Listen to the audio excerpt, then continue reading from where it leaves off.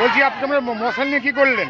আমরা আজকে মশাল মিছিল করছি, কারণ আমাদের পশ্চিমবঙ্গে যে পরিস্থিতি হয়েছে, যেভাবে প্রতিদিন এই রাজ্যে ধর্ষিত হচ্ছে আমাদের মেয়েরা, স্কুল কলেজের মতো সুরক্ষিত জায়গা, বাড়ি সুরক্ষিত, তারপরে স্কুল সুরক্ষিত, পশ্চিমবঙ্গের মেয়েরা সুরক্ষিত নয়।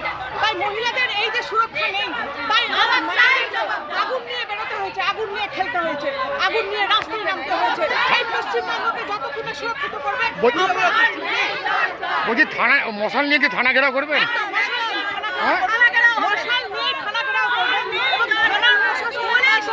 আমরা এটা দেখাতে চাই যে বাইরে আজ আগুন আমাদের সামনে এসছে, আমরা বিচার চাই, তাদের সাজা চাই, তাদের ফাঁসি চাই। আমাদের পশ্চিমবঙ্গের তৃণমূল সরকার, আর এই তৃণমূল সরকারের লোকেরা